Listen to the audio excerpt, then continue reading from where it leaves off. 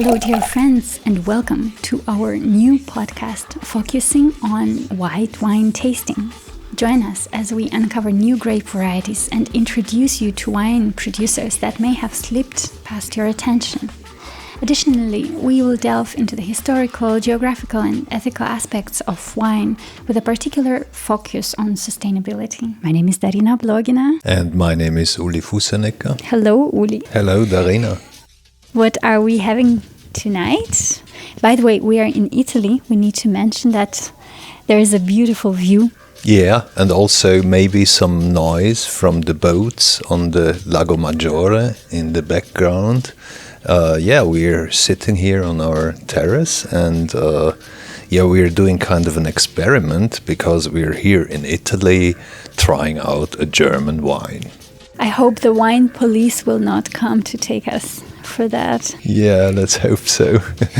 So what are we having? We're going to have a Grauburgunder, also known as Pinot Grigio, Pinot Gris, and it is from Rheinhessen. That is a region not far away from Frankfurt, a bit southwest from Frankfurt, and the producer is Weingut Kitzer, and the wine is from 2022. It's called Alte Reben, that means it's an old vineyard. Where this is from, I have never been to this place, to this producer. I know it from a restaurant where I got it and ordered it then online. How many years ago did you discover this wine? Oh, maybe 2-3 years ago. We're having it now at home since a year in Basel. I thought, why not doing it once the other way around? We often experience Italian wines in Basel or Austrian wines. Now, why not turning it around, having a German wine here in Italy? What do we know in general about Grauburgunder? Well, it's quite an old grape. It's very well distributed. So it means they use this grape in Austria, they use this grape in northern Italy, they use it in Hungary, they use it in France, partly also producing champagne, by the way. It's not the most important champagne grape, but they use it also for that. And of course in Germany, in Rheinhessen, in Baden-Württemberg, means in Baden, there it's a very well-known grape, and I think it was first mentioned like in the 14th century.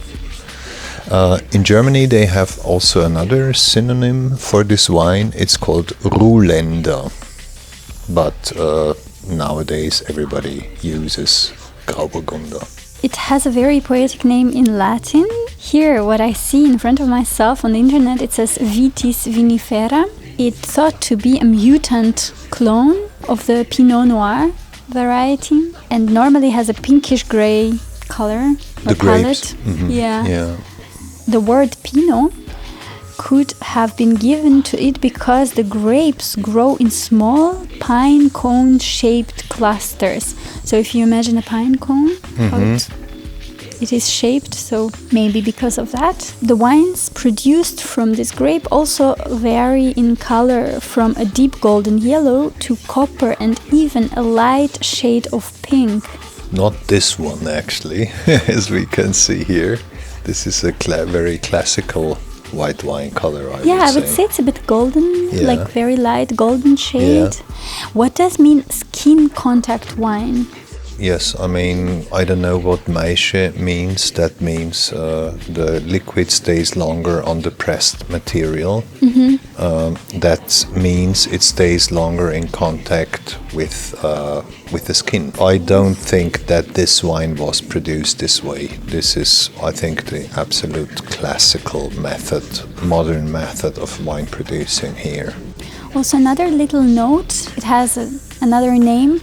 Malvasier and Malvoisier in France, and in Germany and Austria we know it also as Malvasier, but this is not so much used anymore. And it's also mentioned in the connection with Canary Noir. It's a red French wine grape shall we directly try Maybe it? we should directly try. We have, by the way, different glasses here, which we put to the ice before, because we have here temperatures around 30 degrees, and the wine becomes warm quite quick. But it's not the famous Riedel glass No, that we no. mentioned before.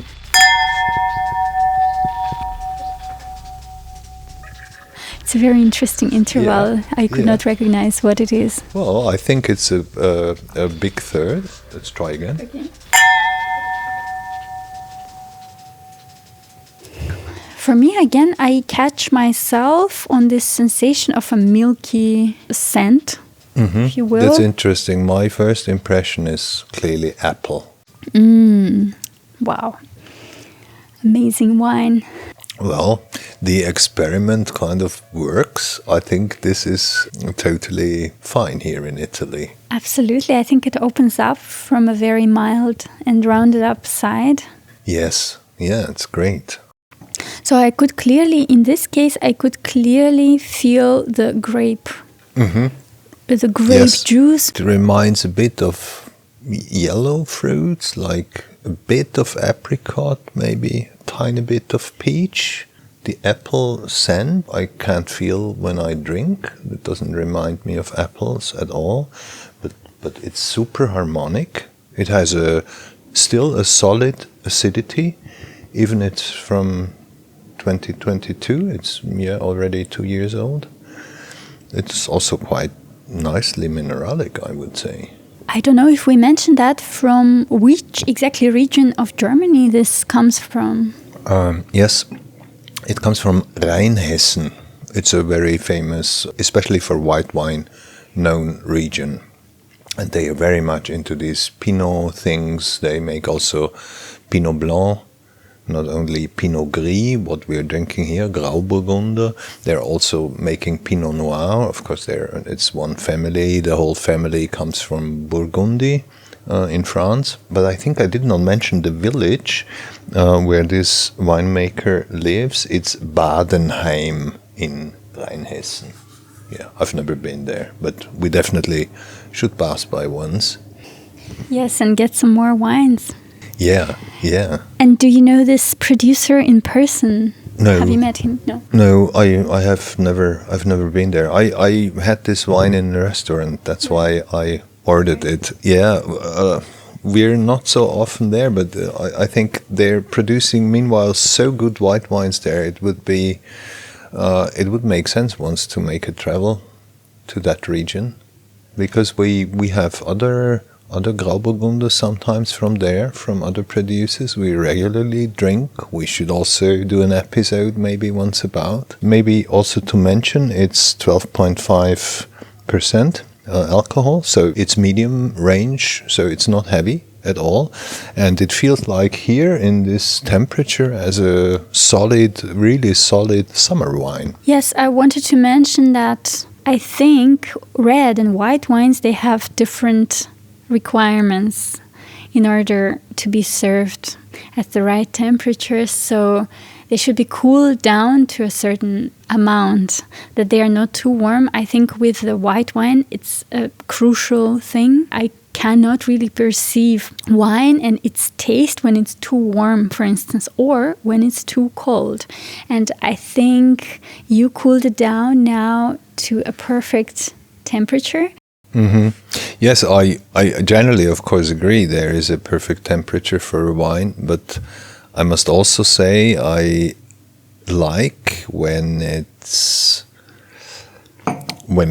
getting a bit more warm, because the tastes also change a bit, or let's say the focus changes a bit. That can be also an interesting experience. By the way, to mention in terms of temperature, I think often red wine is served too warm, on the other hand, because it's very often in restaurants standing there outside the bottles in a room with maybe at least 22 degrees, which is too warm for red wine. It should have, I don't know, about 16, 17, then it has its full bouquet.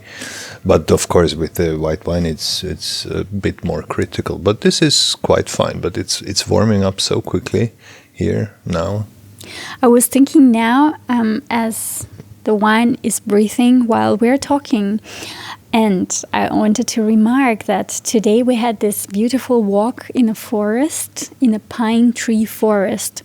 The soil was quite dry, and you get this fantastic smell of pine trees under the sun. And I think it has something from that, because I read about this association with the pine cone, and it kind of connected in my brain. Oh, yeah. But maybe I feel that somehow in the scent that is coming out of my glass. What I still not get really along is with this milky scent.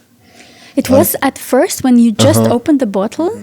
I think it can be also like a baby association of mine, of something very positive and maybe a bit like with a sweeter undertone, which the wine, I would not say it's sweet wine, but it is kind of leaning towards that direction, that you get the, let's say, the guidance into the sweet area of like a very, very positive associations, I would say. But not to get it wrong, this wine is on a totally dry side. Yes. I think this has maybe dry wines. 2 gram rest sugar per liter, so, or maybe 2.5, but it's I think it's very dry. In this house we are strict with sweetness. That's very true. Yeah, absolutely. Maybe this milky experience, I could imagine maybe this comes from the yeast, which is used for production, and maybe it's in the very beginning when you open the bottle, it's still there. We just opened this directly before starting this episode. So, but now I don't experience that at all. So now I get more flower, maybe. Yeah, I think pine flower, tree. and also it has a herbal touch also, and this really in both how it smells, but also how it tastes. This herbal aspect is definitely there. What kind of herb would you think about when you try this wine? I think the nearest is kind of Majoran. Oh yeah. I would say here. Okay, so Majoran, it's very extravagant. It's not as strong as Thymian, luckily. That would be a bit heavy. It's hard to separate out, like with these herbs. It's very often a mixture of tastes, but that would be my first association. Great. I think. What about the retailing price? How much? I think this is about 12 €12 euros a bottle, or 13. Directly from the producer. Yeah. For how much did you experience that in a restaurant? Well, that depends in which country. True. We're here in Italy now. In a restaurant, the bottle is the double price from what you would buy from the producer. Okay, the restaurants, they get the special price. We experience that quite often. When you get to know a wine, buy it from the producer, costs 15 euros. And then you find the same one in a normal, okay, good trattoria. You would get it there for 30. In Austria, for example, they put the triple. So it would be there 45. And in Germany, I think as well. That depends a lot also on the tax situation, Yeah. And even if the wine is from Germany and they retail it in Italy, so they would still put 100% on top. Yeah. Okay. Yeah, I think that's independent from that. That's just a I don't know, a culture and a concept, which is very nice here in Italy, because you're very much invited to try a bottle. Yeah. I like that a lot. It's just a different concept. About Switzerland, we should not talk now. Better not talk. It can be too painful to pay that much for a bottle of wine. Yeah, it's very often an experience in Switzerland that we drink a glass which costs what we buy a bottle for directly even from more the producer. sometimes. And sometimes more. Easily. Yeah, true.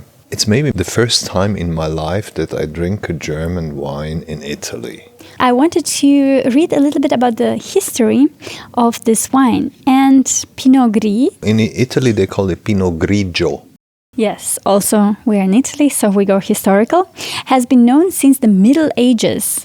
It spread from Burgundy along with Pinot Noir, arriving in Switzerland by 1300. So already in medieval times, it was like Swiss people were drinking that. The grape was reportedly a favorite of Emperor Charles IV, who had cuttings exported to Hungary by some monks. The brothers planted the wines on the slopes by the Lake Balaton in 1375.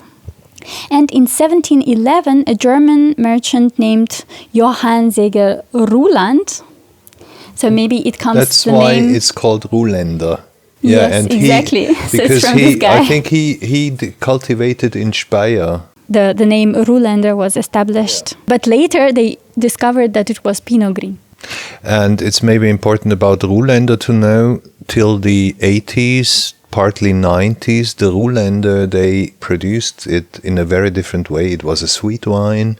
They harvested the grapes very late. It was really on the sweet side, that they cultivated the Grauburgunder in such an elegant direction. It's relatively new. So we're talking about 30, 40 years that it got this style. So until the 18th and 19th centuries, the grape was a popular planting in Burgundy and Champagne, but the wine breeders in the early 20th century were able to develop clonal varieties that would produce a more consistent and reliable crop. It is really a sustainable grape that you can plant basically everywhere on this planet, and it will give you great results. I know from Austrian winemakers who told me we don't have this problem anymore so much that we do not have enough sun. But like earlier in the 90s, there sometimes were really bad summers and they were struggling with sun. And they said the Grauburgunder still works even in a bad year. It's a bit critical with diseases, of course. In terms of climate, I think it's not that critical. Do we know something more about these Burgundian wines that are related to our today's guest? Well, of course, I mean, the Pinot Noir, it's these Burgundy wines, it's one of the most important grapes and wines in the world, also one of the most expensive ones. Maybe interesting to mention that the white wines they make there in the Burgundy region, they don't make Pinot Gris or Pinot Blanc so much. They're more on the Chardonnay, partly Sauvignon, on these kind of grapes on that side. The Grauburgunder is more done in Germany, Austria, Hungary, Italy. Of course, very important to mention South Tyrol, like around Trient, Bolzano, this region there. Also around Venice, in the north of Venice, Pinot Grigio is a very, very important grape, which was, I think, in the 80s, 90s, also very much mass-produced. And this development that they now started really to create very delicate and elegant wines out of that, that's quite a new phenomenon, I guess. So, thank you very much for joining our conversation about Pinot Gris. And we go on drinking. Yes, we go on drinking, and greetings from Italy.